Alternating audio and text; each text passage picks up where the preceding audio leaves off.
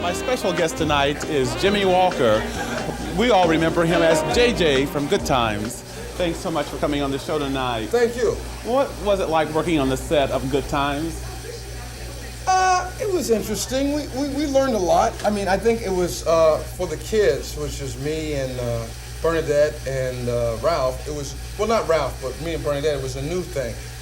Ralph at the time was just coming off a big Broadway hit called Raisin. Mm-hmm. So he had won a Tony already at the age of, I guess, 7 or 8 years old or something like that. So he'd been in 2 plays already that he had won Tonys for. So he was kind of big. But me and Bernadette, it was kind of a new experience because I'm a nightclub comic. So it was different being in a kind of a really tight situation. You know, where everybody was legit. It wasn't like a loose thing like we are here at Wiley's.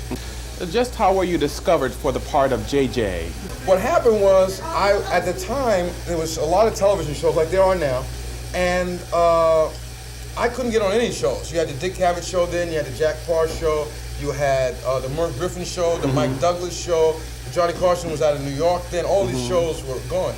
So my friends at the time who were Bette Midler, David Brenner, and Steve Landesberg, who was on Barney Miller playing Dietrich, they went to Jack Parr and they said, we think Jimmy Walker should be on the show.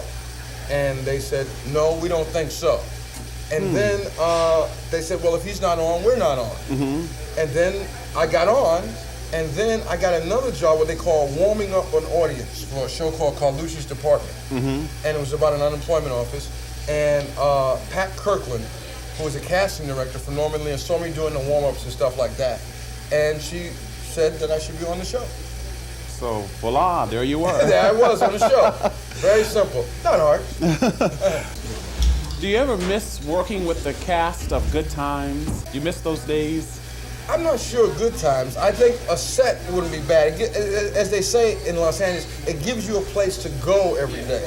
So that's a good thing. I mean, we wouldn't mind being on a show regularly, but, you know, it takes time, and it gives us, you know, we have a fun time going around the country and seeing people like you and the people we have in our audience and stuff like that. So it's a fun thing to do that.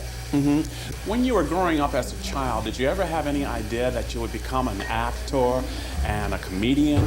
No, I never really thought about it. You know, I was in college at the time, and I was writing. I always fancied myself as a writer, which I still do.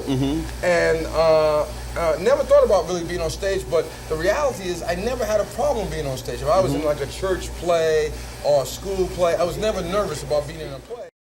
Subscribe to the William Pace Show YouTube channel. Be sure to click the bell and give us the thumbs up. Thank you.